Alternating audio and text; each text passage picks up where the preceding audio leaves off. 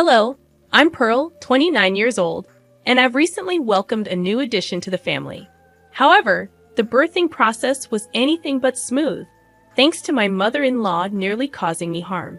I may sound a bit crazy, but allow me to share the tale. Let me start by giving you some background on my husband, Adrian.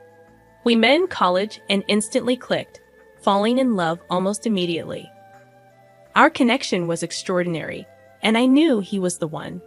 After graduation, we moved in together, and while I had no complaints about Adrian, his mother Becky was a different story. Adrian and his family, originally from Missouri, moved to my state when he was 12. With their charming southern accents and unique customs, I attributed Becky's mistreatment of me to cultural differences. She disapproved of me taking her son away and resented the fact that the rest of Adrian's family adored me. Without any specific reason, I became the target of her disdain. Despite her constant snide remarks and belittling of my achievements, Adrian stood by my side, putting a stop to her behavior. After 7 years of dating, we decided to tie the knot in a small, intimate ceremony. Although Becky tried to cause trouble, we quickly quashed it by making it clear that she needed to behave or face consequences. Married life only strengthened my bond with Adrian's family. Whenever his relatives visited, they chose to stay with us instead of a hotel, much to Becky's displeasure. She continued her attempts to sabotage me, but the support I received from others remained unwavering. Eventually, Adrian's relatives refused to interact with Becky without our presence, as they discovered she treated them just as poorly as she treated me.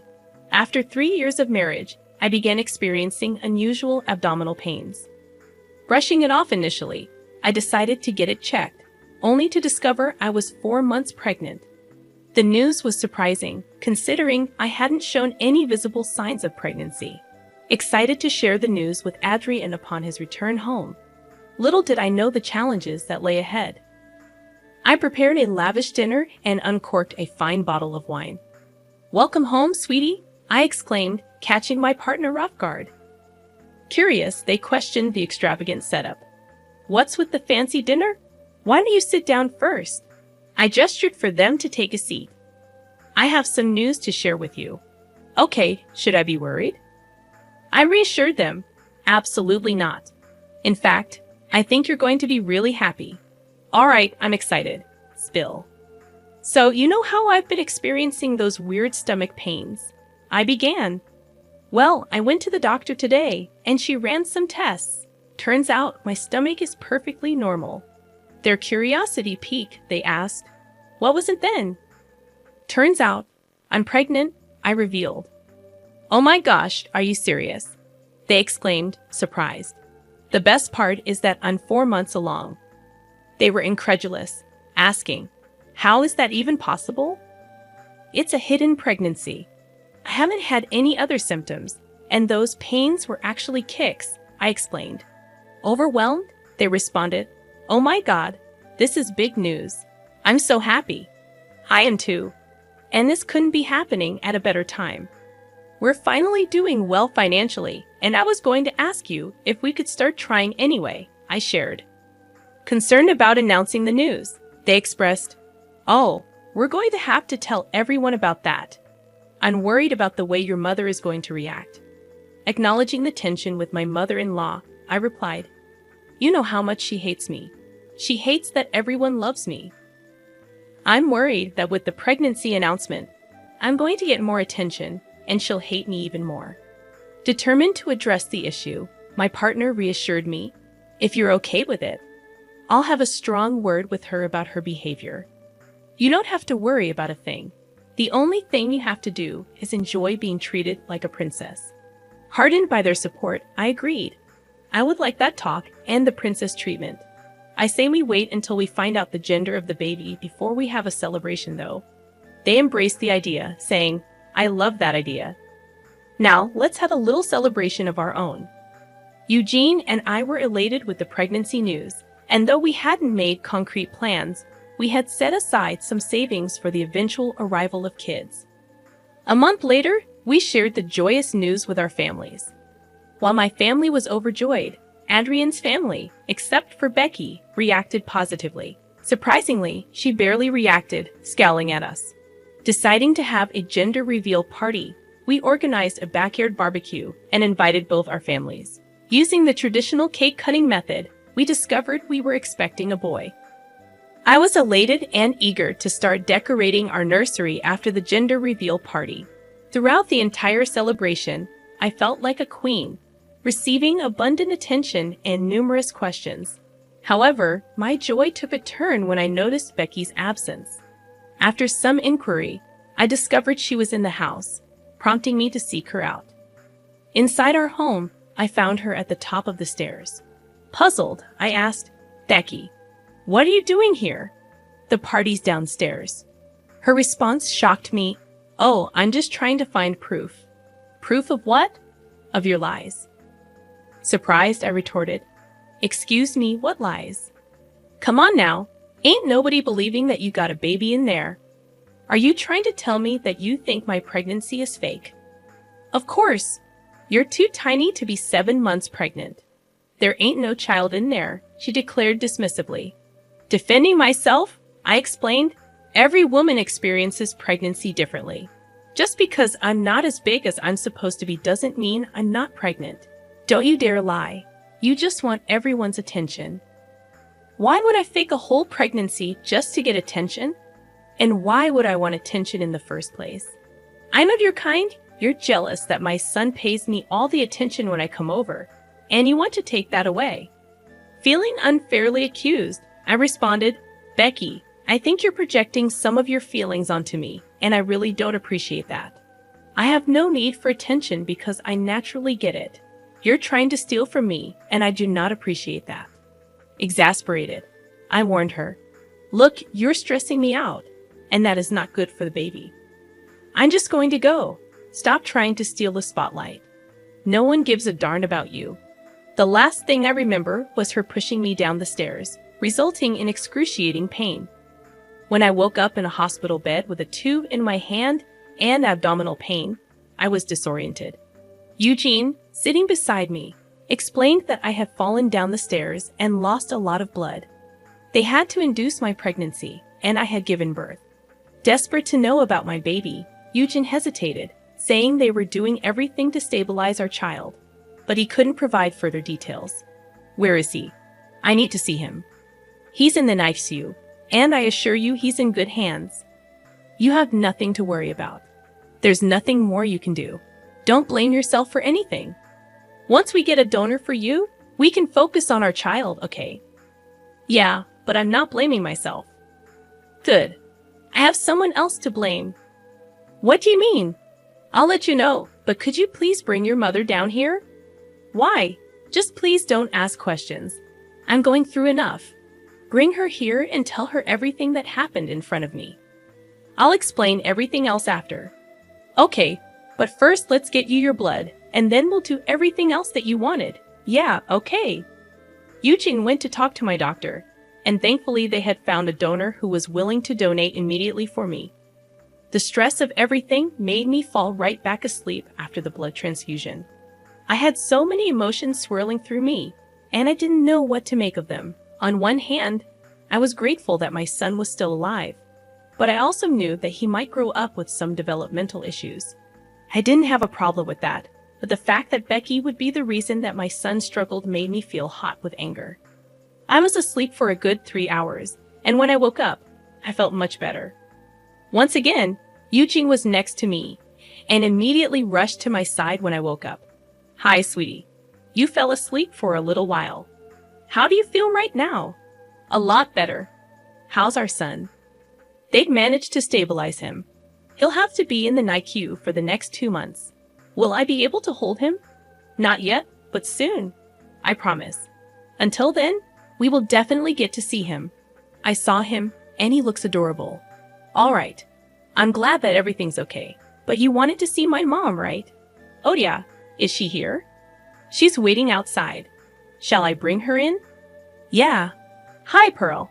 How are you?"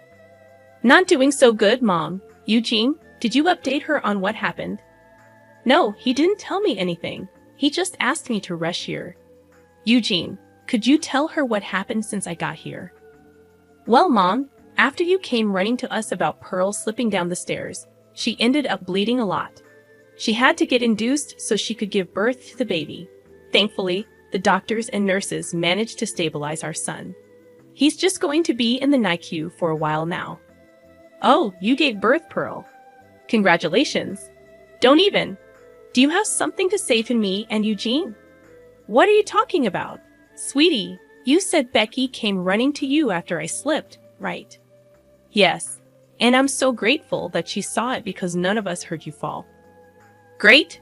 Now, Becky, should I be the one to tell him, or will you do it yourself?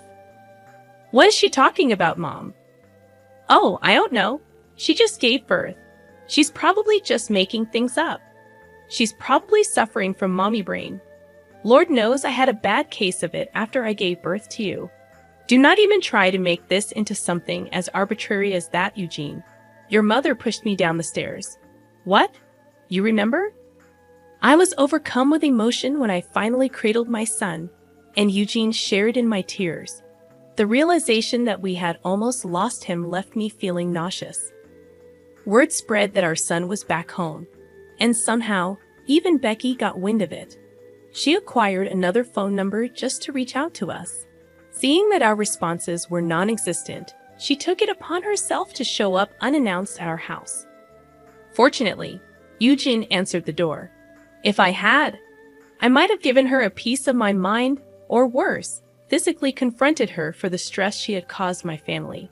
Becky looked worn and aged compared to our last encounter, tears in her eyes as she pleaded with Eugene to talk to her. Please, talk to me, Mom. You need to stop trying to contact us. How can I not? My son won't talk to me, and I don't get to see my grandson. You think you get to see our son. You don't think we're in pain from not being able to hold our little boy. I really am sorry. Please, at least talk to me. I thought I was doing something right. How is pushing my wife down a flight of stairs the right thing to do? She's always been trying to steal everyone's attention. I see the way she tries so hard, and it's just so darn hard to keep my anger in check. You have no idea how insane you sound right now. I do not. I was trying to do what was best for you. Best for me? How was this best for me? I always knew you could do so much better than Pearl. I was just trying to get you to see that by almost killing my child and wife. Are you kidding me right now? What you did was not done for me, but because you couldn't handle the fact that there was someone better than you and your family. Pearl is not better than me. Oh, she is in every way. She cooks better food and has a much better temperament than you. Why do you think more of our family has started coming over to our place for Thanksgiving when we host? Nobody can stand you and your entitlement. You take that back right this second. That is no way to speak to your mother. No, I will speak to you the way you deserve to be spoken to. You made our lives a nightmare from the start, and I have been silent about it only because Pearl begged me not to damage my relationship with you. Okay, I get it. I'm a horrible mother. You are. You absolutely are. You're lucky that we're not going to the police about you hurting Pearl and our son. Oh, please. Like if you have evidence of it, it'll be my word against hers. Who said we didn't have evidence? Don't try and bluff me right now. Look, Pearl and I are exhausted, and we want this time to be as calm as possible.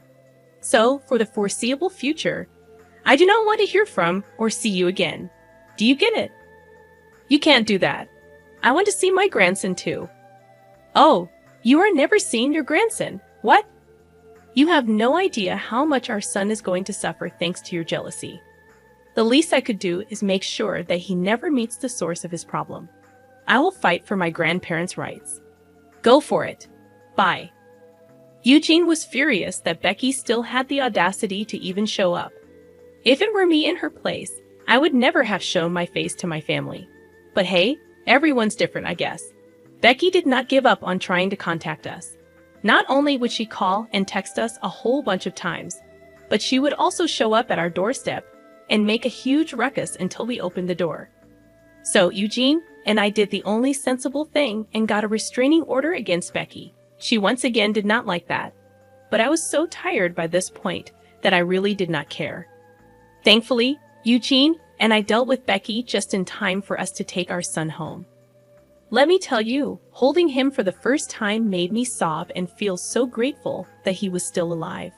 Eugene and I decided to use the next few months to just bond with our child. So we didn't let anyone come over to see the baby. Thankfully, after everything that happened, everyone was happy to comply.